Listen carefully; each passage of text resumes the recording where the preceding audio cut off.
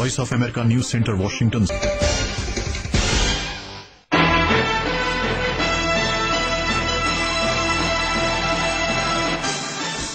مجلس مذاکرہ round table. Doctor Farooq Hasnat صاحب آپ ہمارے ساتھ ہیں؟ جی خوش آمدید. اور آپ ہمیں یہ بتائیں کہ یہ جتنے بھی اسٹیٹس ہیں تو ان میں سے کون سا جو اسٹیٹ ہے وہ زیادہ اہم ہے یا جن کا جو جیتنا ہے وہ ضروری ہے ایک پارٹی کے لیے، اور کیوں ایسا کیوں ہے؟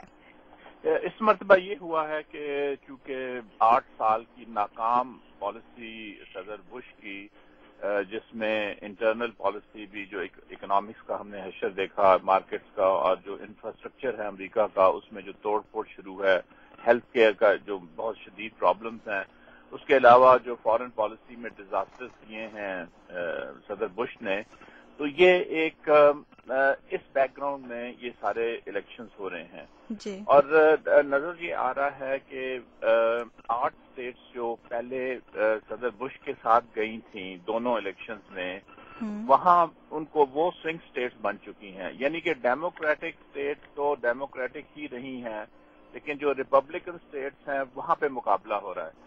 اور وہاں پہ بھی 8 اسٹیٹس میں، تمام کی تمام 8 اسٹیٹس میں سینیٹر اوباما آگے ہیں، اور خاص طور پہ ورجینیا اور پینسلوینیا اور بھی اوہایو میں بھی وہ آگے ہیں، فلوریڈا میں آگے ہیں.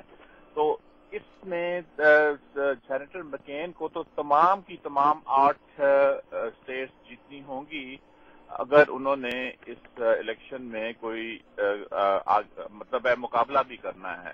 لیکن سینیٹر اوباما نے صرف ایک اسٹیٹ جیتنی ہے جو کہ ریپبلکن اسٹیٹ ہیں.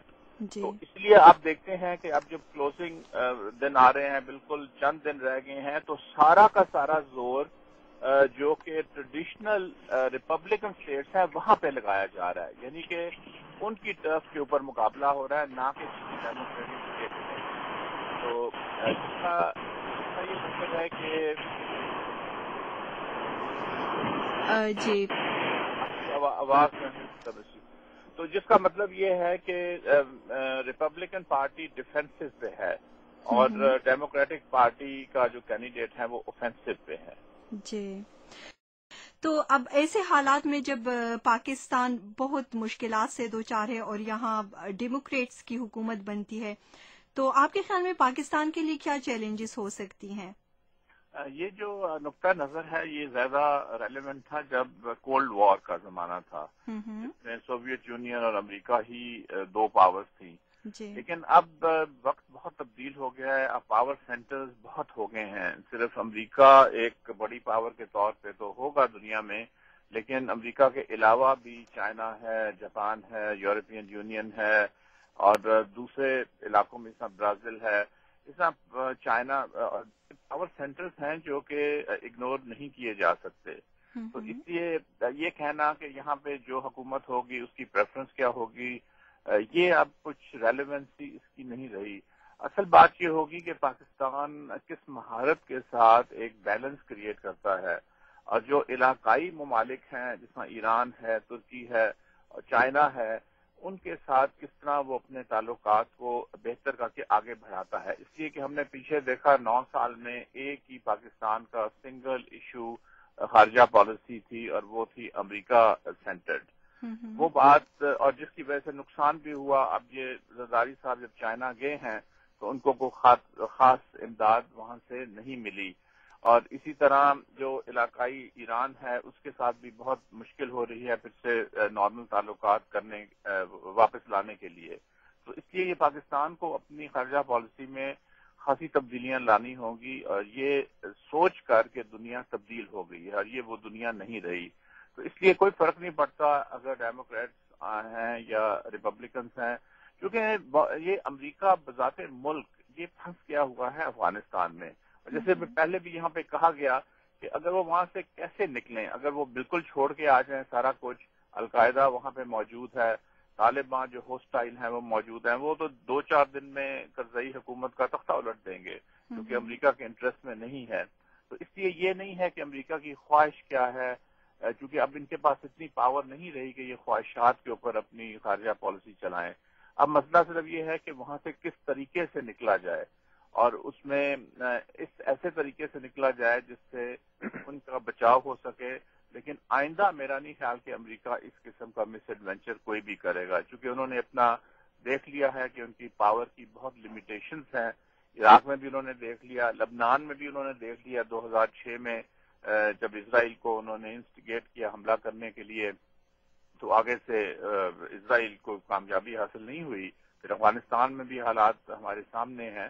تو اس لیے جو امریکہ کی بھی نئی خارجہ پالیسی بنے گی وہ اپنی لمیٹیشنز کو دیکھ کر ہوگی، اس میں چاہے کوئی بھی پارٹی پاور میں آئے. جی، لیکن ڈاکٹر فاروق حسنات اگر دیکھا جائے تو جتنی بھی ڈیبیٹس ہوئے ہیں، پہلے بھی میں نے یہ بات کی، اس میں یہ براک اوباما جو ہے وہ مسلسل یہی بات کر رہے ہیں کہ وہ ان کا عراق سے وہ فوج جو ہے نکالیں گے اور زیادہ فوکس افغانستان اور پاکستان پہ کریں گے، جبکہ مکین کہہ رہے ہیں کہ وہ بش کا جو مشن ہے وہ اس کو وہ جاری رکھیں گے. تو اس میں یہ فرق نہیں ہے، یہ پاکستان کے لیے پھر یہ ڈفرینس نہیں ہے، بہت بڑا ڈفرینس دونوں پارٹیز میں؟ میرا خیال ہے دونوں یہی کہہ رہے ہیں کہ عراق سے ہم فوجی نکال کے اور افغانستان کی طرف توجہ دیں گے.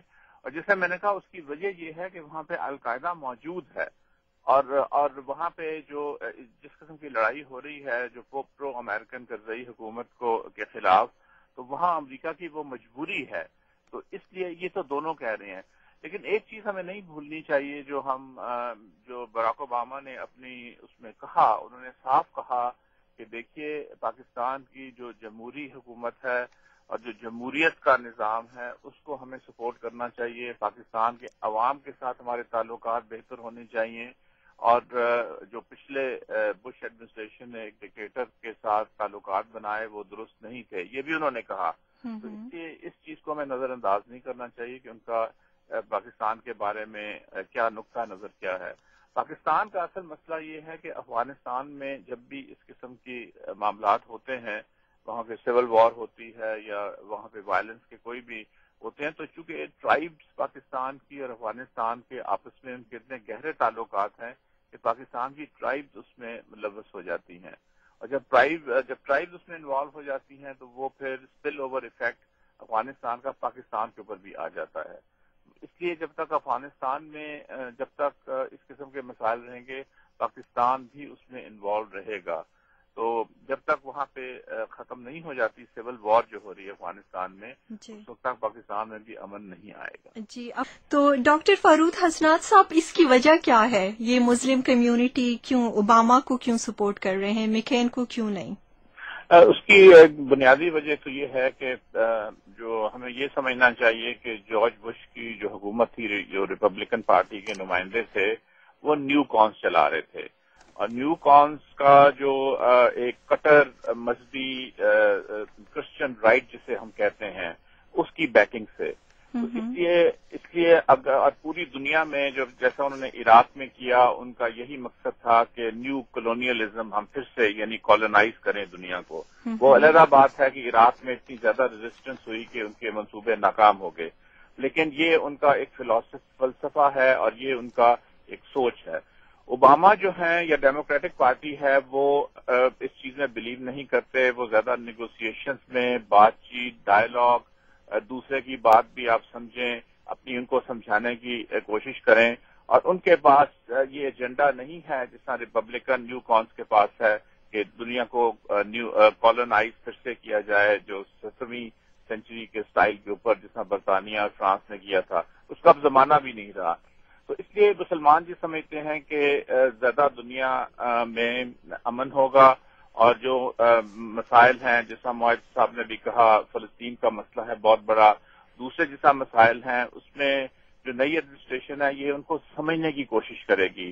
اب تو یہ حالت ہے، ہم سب نے نوٹ کیا کہ جو ڈیبیٹس بھی ہو رہی ہیں، جو ہوئی فارمل ڈیبیٹس ہو رہی ہیں جو ہوئی، اور دوسری جو بات چیت بھی ہو رہی ہے، کیمپین ہو رہی ہے، اس میں کہیں بھی آپ یہ ذکر نہیں سنتے کہ دیکھیے اسرائیل اس قدر ظلم کر رہا ہے فلسطینیوں کے اوپر، کیڑے مکوڑوں کی طرح ان کو مارا جا رہا ہے. چلیے انسانی حقوق کی بنیاد پہ بھی آپ کہیں وہ بھی بات کریں، وہ بھی کوئی کرنے کو تیار نہیں ہے. کیونکہ پچھلے 8 سالوں میں نیو کانس نے اس قدر یہاں پہ خوف کا ماحول پیدا کیا ہوا تھا اور اس قدر خوف پھیلایا ہوا تھا اور غلط پروپیگنڈے کے بیسس کے اوپر. تو مسلمان یہ سمجھ رہے ہیں کہ چلیں ہماری ایک تو جان بچے گی نیو کون سے، اور جو ایک کٹر کرسچن رائٹ ہے وہ تھوڑا پیچھے ہٹے گا، جو مین سیاسی مین سٹریم ہے، اور اس میں زیادہ وہ لوگ آئیں گے جو کہ زیادہ بائی لیٹرلزم کی بجائے ملٹی لیٹرلزم میں بلیو کرتے ہیں، یعنی دنیا کو ساتھ لے کے چلیں، نہ کہ اپنی منمانی کریں. تو یہ ایک بہت بڑا شفٹ ہوگا، آئیڈیولوجیکل شفٹ ہوگا ایٹ لیسٹ. تو لیکن اس کا جیسے سب نے کہا یہاں پہ کہ جو پریکٹیکل امپلیمنٹیشن ہیں اس پہ تو وقت لگتا ہے، کیونکہ امریکہ پھنسا ہوا ہے. وہ اس طرح بالکل باہر نہیں نکل سکتے اچانک ایک دن اعلان کر کے. لیکن اگر آپ کا فلوسافیکل بیس سیدھا ہو جائے اور اس میں جو پالیسیز ہیں اس کے بیسس پہ بننی شروع ہو جائے تو پھر آئندہ ان اے لانگ ٹرم اس میں دنیا زیادہ امن کی طرف جائے گی.